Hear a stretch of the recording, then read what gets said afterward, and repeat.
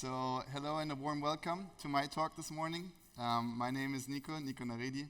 I am a systems architect at Silk Engineering.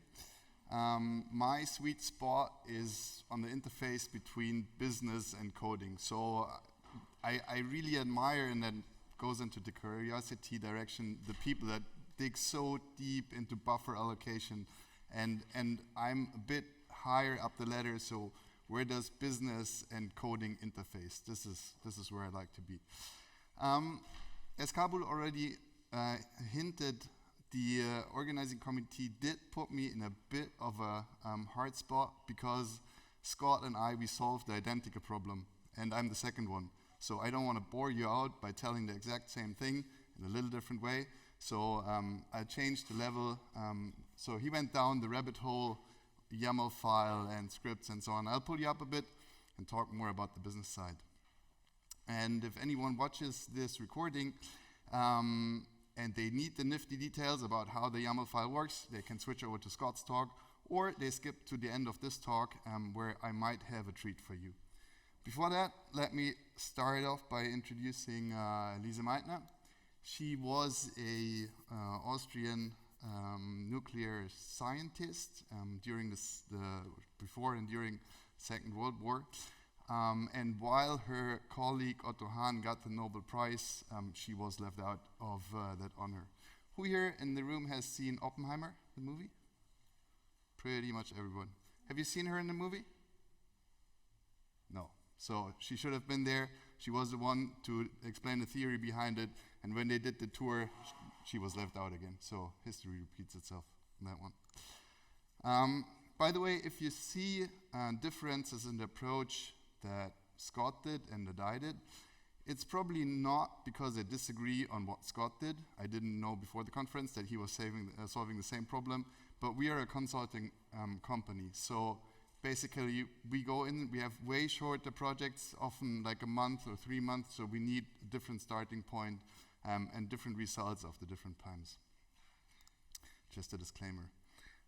Just like Scott, we were in the following scenario.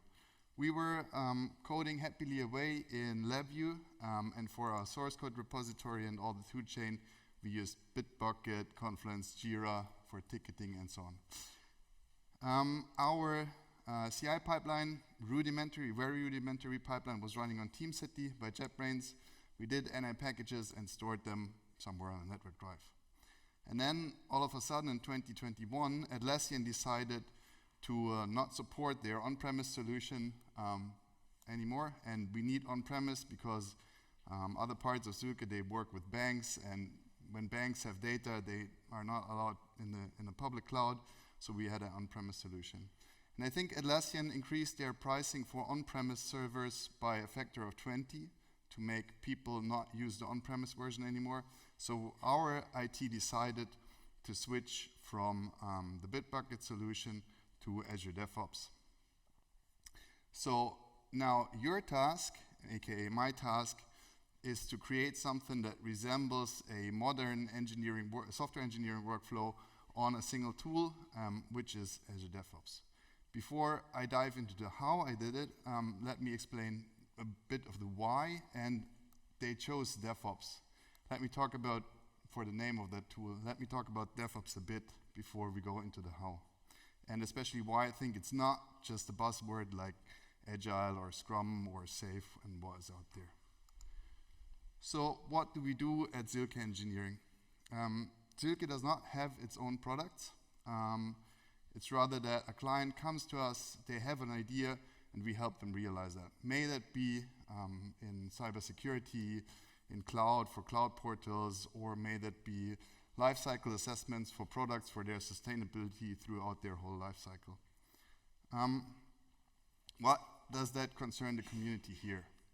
We have around 10 people working in this whole organization in LabVIEW. But we have around 1,000 people working in other programming languages, like all the big ones. So why am I telling this? When you have an organization that is as large as this, you ought to have salary grades, right? So you might have seen that on LinkedIn pictures and whatnot. And the highest as an engineer in our company is actually being a distinguished engineer. That's their title. Of those distinguished engineers, of 1,800 people, we have 4. One of them is working in cybersecurity. Okay, understandable. If you're having a security breach, there's a big chance that your company may go down, not only because due to the security breach, but because of the loss of reputation, so fair enough. We have 1 in data and AI. I was arguing yesterday, for those who have been there, against AI, but it actually brings in money. So fair enough, we're consultants, everybody loves AI at the moment. We're just a company who also needs to make money, so okay. And we have 2 of them working in DevOps. So one of the cool benefits that we have at Sylke is that we have internal education talks where a member of one part of the organization talks about different things that he does to different people from other organizations. And so there was one of these distinguished DevOps engineers giving a talk about transparency, about changing his team from a normal team to a self-organized team. By the way, Claude and me, we are also in a self-organized team, so we're not having bosses anymore. If you want to talk about that, come to me. And during this talk, this guy disclosed also his salary. And my jaw literally dropped. I mean, the amount of money that he got was like unimaginable for me.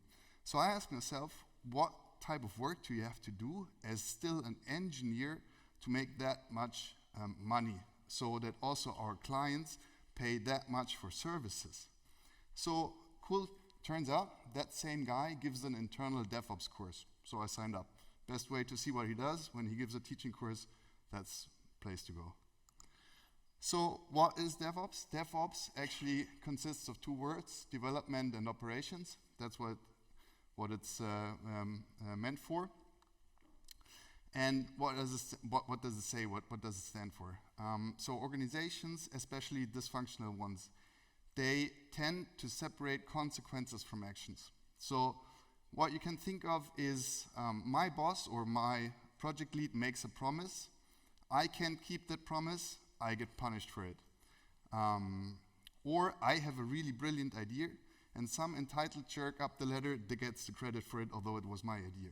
Or I might have introduced a bug in my programming, and some poor guy in production gets waken up at 3 a.m. in the morning having to respond to that bug that I introduced.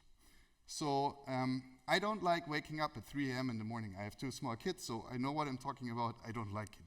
But like waking up at 3 a.m. in the morning can be a great inspiration and source of energy once you're caught up with a lack of sleep, that you don't want to be waking up at 3 a.m. in the morning again. So, and in general, this is the essence of DevOps. You flow consequences to power and not away from it. So what that means is I take a decision, I take the responsibility for it. When you do that, and this is what the infinity signs is for, you're actually creating a feedback loop. Because if I build in quality, if I had tested for that bug before, I would have not been waking up at 3 a.m., so this is something that I like. So you build basically more good consequences and fewer bad ones. The difficulty with DevOps is that all the power structures in companies today are built to disrupt that flow of power. So basically, you want to keep the status quo, so nobody up the chain wants to get punished for their decisions. So it's more that a DevOps engineer, in that case, and this is the reason why he gets paid so much, is not only coding, but he's actually influencing the business value. So in total, DevOps is, you can see here, is a mindset, a culture, and a set of technical practices.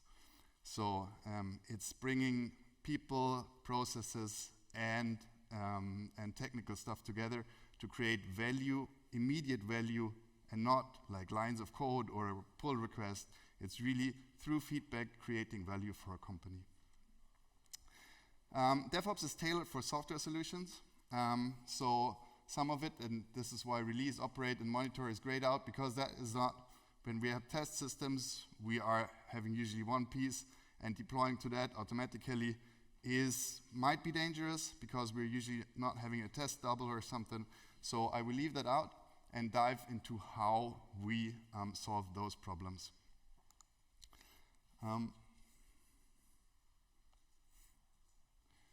So the infrastructure that you need is basically three things.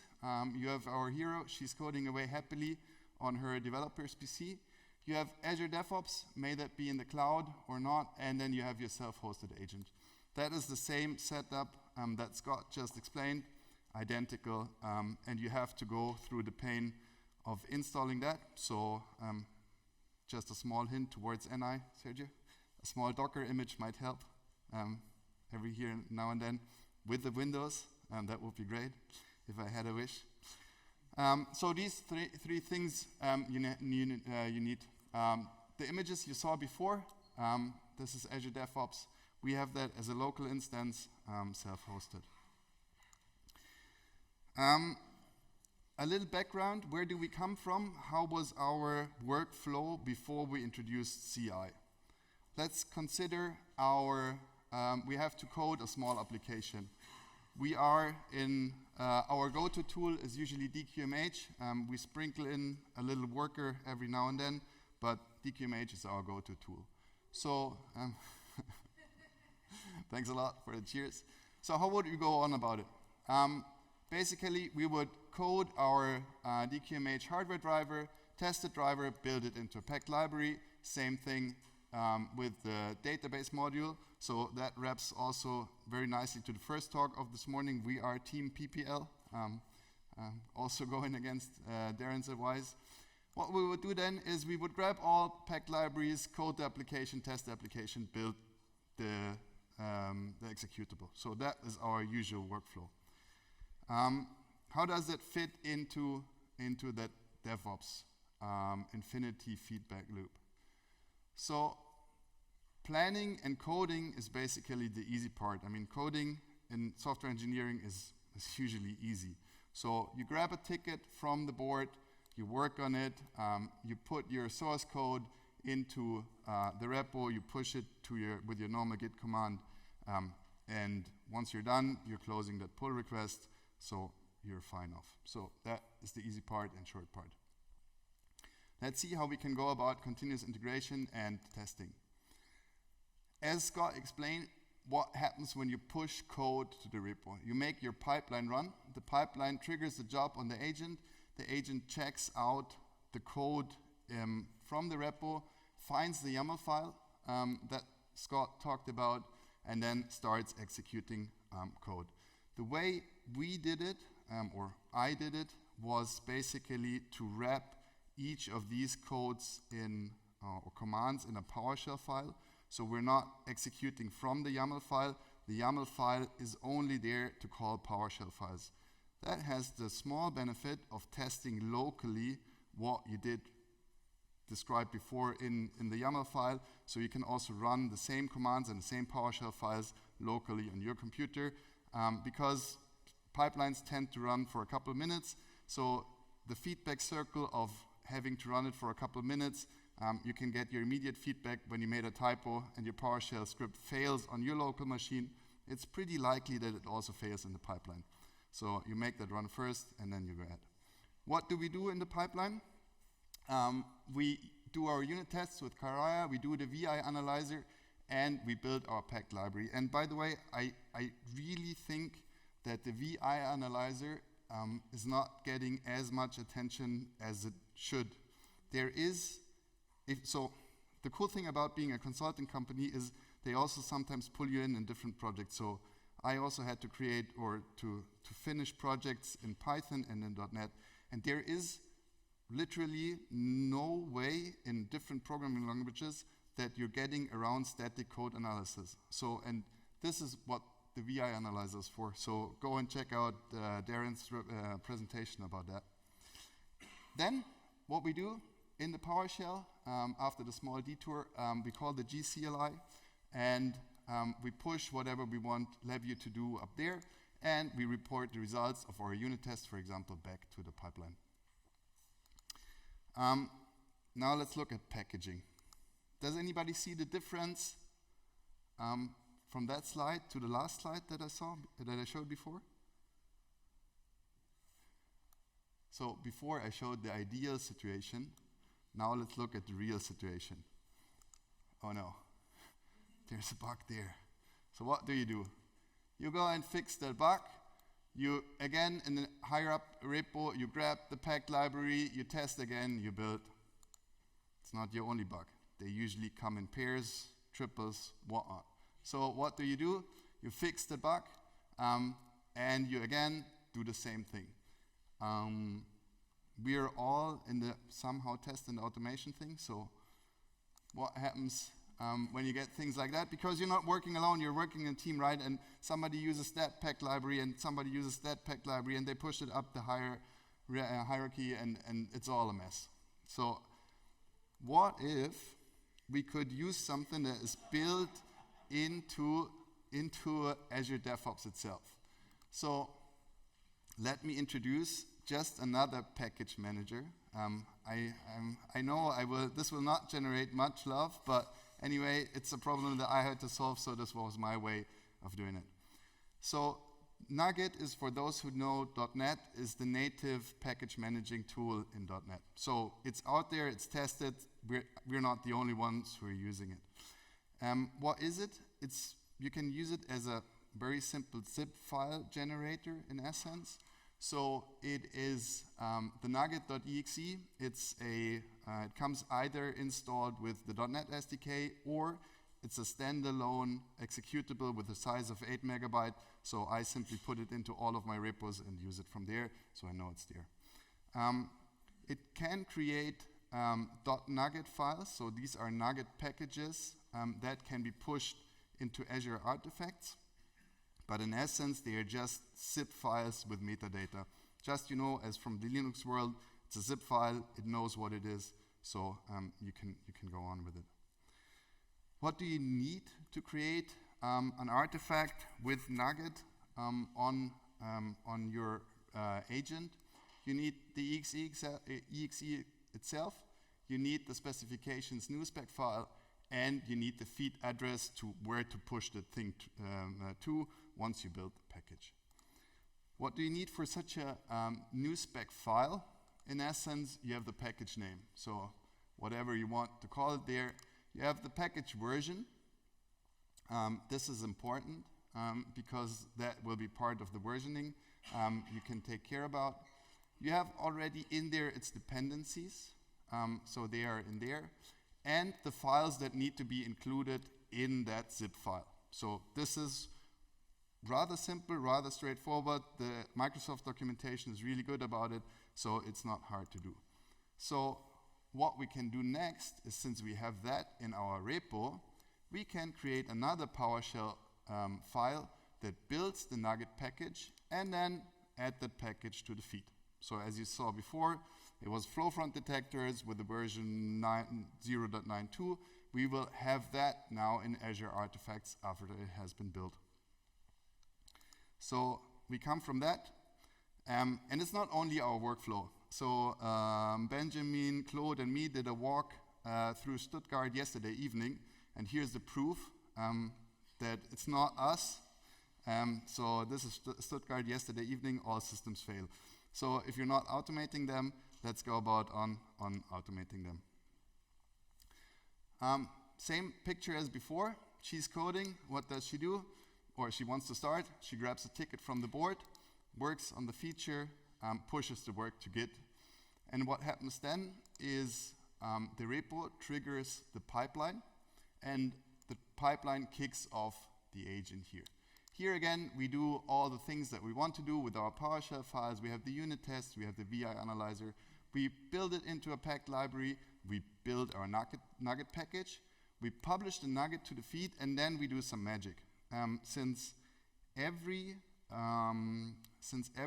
repository has just one library in there, like the hardware driver would have one repo, and the database module would have one repo, and we would have one repository for the exe. So what we do is then we have pipeline triggers that actually trigger the pipelines that are higher up the hierarchy. So they would go grab the new dependencies from the artifacts feed, do their unit tests, do their analysis again. If there's anything broken, we get it reported back. Or if it works, then all she has to do is she has on the higher level up exe work. All she has to do is do a simple pull, because that will include all the dependencies itself. And here I'd like to hook into a discussion that went on between Ellen and Fab after your talk. When you do it like that, and it assumes you're using packed libraries, which not all of you might, but if you're doing that, you're by default excluding the chance of having circular dependencies, because you can't have something from a lower repo calling something higher. So packed libraries can be a pain, really, but sometimes they're really helpful. So if you have that workflow, it takes time. I agree with Scott, but in the end, it's really worth it. This is where we started off, right? So this was my task that I had to do, and I would expect some of you in the audience to say, Niko, so why should I care? You did your task, you got paid for it, so be fine about it. Well, the thing that I want you to do is do the following.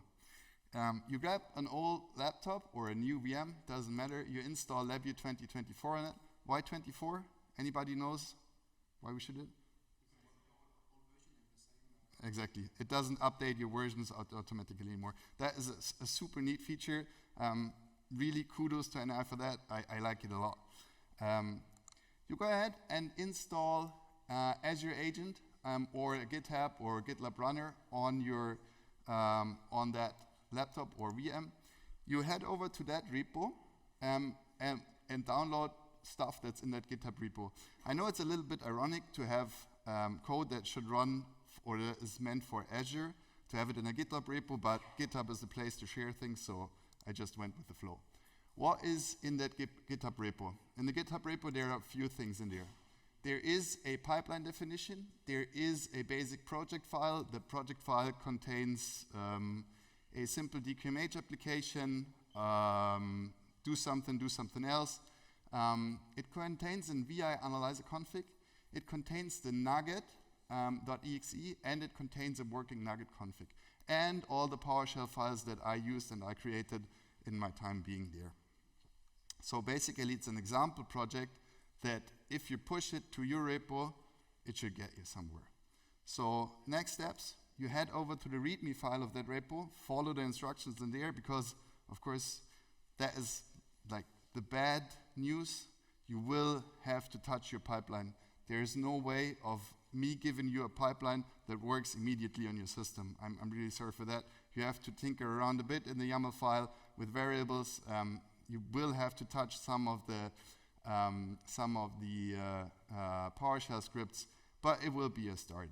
And once you push that to your own DevOps instance, it will make your pipeline run. Also, one remark here, I did all my work for a self-hosted Azure DevOps instance. Self-hosted Azure DevOps is not the same as Azure dev.azure.com.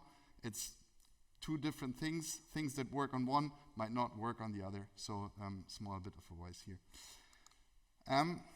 Pitfalls, we have to talk about that. The access to the pipeline runner in the beginning is a must. It took me really long to figure out how to disable all freaking pop-ups from LabVIEW. As soon as you have a pop-up like missing dependency, like loading from a false path, you name it. So when that happens and you're not clicking OK, your runner will get stuck and the job will go on forever, so you have to kill it. So it's a very smart idea that Scott mentioned, start with your own thing and then go to others. But go to other computers. Do not build on your own computer. That's super important. When you're working in a team, it works on my machine, you're shipping not your computer to the customer. That's the rule. That's the freaking rule. So switch over. But in the end, in the beginning, have access to the runner. Run the agent interactively, because it means LabVIEW will pop up. LabVIEW will show you the Karaya failed or Karaya passed window, so you can go on with there and look at everything that is that Azure is doing. If you're having it as a service in the background, it's a different user. It will not show you what LabVIEW is doing in the background, so you don't know. When you're working in a team, agree on a template. So the files on disk and also how you sort things, how you do the build specification in your LabVIEW project, keep that identical. So make one project template, copy it for a new library, copy it over, and go on from there. That reduces the overhead of touching your pipeline a lot. Start small. Start with the VI analyzer that's in there. Start with the simple unit tests that's in there. Go on from there. That is the most important thing. You should start small. Use semantic versioning, like 0.9. something. It helps because my pipeline script is built for it, so if you want to leverage it, go with that. Take care of failing pipelines. A failing pipeline is completely worthless. I have been in projects where pipelines were ignored, where they were read. It simply leads to code degradation over time because it shows you and your team that it's okay to push crappy code to the repo. So take care of that. And this is the line that Kabul mentioned and Olivier that you saw. Do not use the LabVIEW CLI. I really advise you use the gCLI. The gCLI is great. The main difference between the LabVIEW CLI and the gCLI is that the LabVIEW CLI, you will kick it off, then you have to wait for a certain amount of time, and once the job is done, it will give you back, it failed or it's done. The gCLI you can control manually. So for example, when running my VI analyzer test, you can get from the VI analyzer the status bar, how far along the line are you, and you report like every 5 seconds, I'm at 2%, I'm at 40%, I'm at 80%. So you know that at least something is working. So do not use the LabVIEW gCLI. And sorry, thank you, Fabiola. Use, it's written there. Do not use the LabVIEW CLI. Use gCLI from James McNally. Thanks a lot. So that's the guy, that's the go-to resource, and you're fine from there. With that, and like 2 minutes to spare for questions, this is again the GitHub repo. If you want to hear Sam Taggart and me ranting about what works easy when it comes to DevOps and what does not so work between DevOps and LabVIEW, you can go and check it out. That's his podcast. And with that, I'd like to thank you for your attention.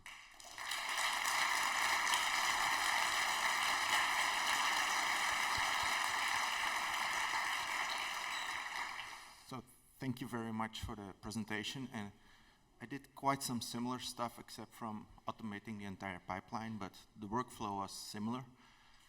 What stood out to me is that you had this workaround with NuGet to manage your dependencies. I also did something similar with Conan, a C++ package manager. I've heard of people doing a Qt package manager. And that makes me think there's something wrong with the LabVIEW ecosystem workflow. We all do workarounds, so it's not a question to you, but more a request to NI to step into that Where's Elijah? gap. Sergio is here?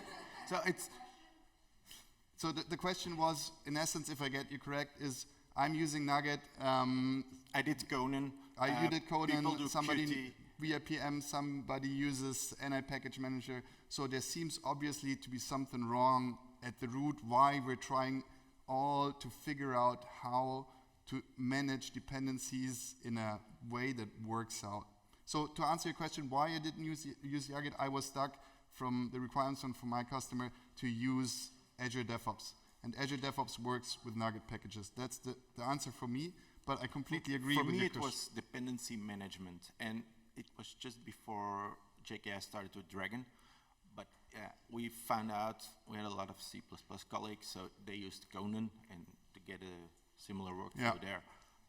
But So- should be more of this, shouldn't be there more of this also in NI package manager? I completely agree. And if Matthias, where are you? You argued very strongly against NIPM, so there needs to be a discussion on, because VIPM is also not the solution for everything, unfortunately. So you have to somehow have a workflow, and this is what you showed, for development on one side and shipping over to production, and there is no easy way around it. And I completely agree, this has to be addressed by NI. Like, this should be the way, this is a good software engineering workflow, use that tool. Right.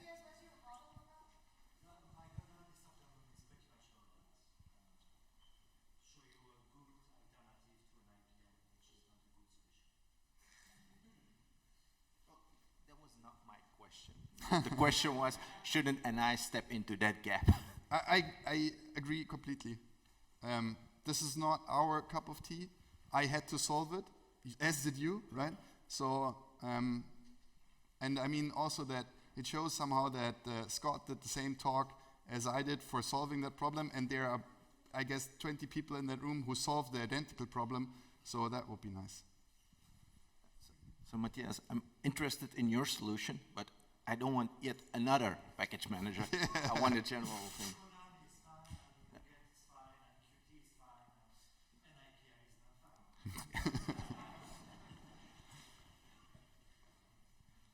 Norm? I had a question. When Where? your step number 12, you said that the package, the main repo gets updated by running the higher level pipelines. It does, yeah. Does it mean that the dependency, so the like LV, the PPL is in that repo and it just gets Yes. replaced, or it happens through the NuGet packages? So the way we do it, and this is different than what Jens showed before, we have our packed libraries in the higher up repos. So we don't have the convenience of having a menu file, a right-click menu file, so we have to drag and drop. But that gets us around using Dragon because our dependencies, our own dependencies, are managed in the repository of that library. So if I have library A and B, which depends on A, the packed library of A will always be part of the repo of B up there. And to answer your question, what the last step does is since we defined in the package of B the dependencies, it goes into the NuGet, the new spec file, looks for dependencies, then goes back to the feed and sees if there's a new version of that package, installs it, and upon installation, the new library is copied into your library B project. And that always happens automatically? Like sometimes I'm thinking, okay, we manually need to update our spec files to like if there's a new dependency version, but no, it depends what you do. You can fix the dependency or you take simply the latest version. So, and since we're consultants, we usually, when we come in, we're not keen on different versions, right? So we simply know there is one engineering workflow, one product in the end, usually like one program. So we have one flow up, and this is where it might be different for anyone here. You can say, well, I freeze it down to that version. It can't be higher than 2.1, for example, because in 3 we have breaking changes, but you can specify that in a new spec file. yeah, I think that's really cool to like stay up to date and keep that as a mindset. Thanks. Huh? So I stole the mic, I guess, before Sergio. So the statement, right? NI, get your stuff together. Do it right, right? Yes, we agree, right? In no planning slides will you see that we are not having CLI and that in there. And so there's a degree of like, what can we do? What should we do? And I'm not going to stand up here and try to say it's perfect and you should be quiet. No. I think we're here to get the feedback. The reason Eli's not in the room is because he's upstairs. And so we care. Sergio's there taking the notes. And so that's the least I can say is that we do care. We agree. And it's on the roadmap. And prioritized as things we're trying to do. So the feedback that y'all are giving today, keep it coming. Thanks a lot. And also, I have to say, your session yesterday, or Eli's session yesterday, was much appreciated. So I think we're feeling heard. Say that. But thanks a lot, man. Other questions? Thank you very much. Thank you so much.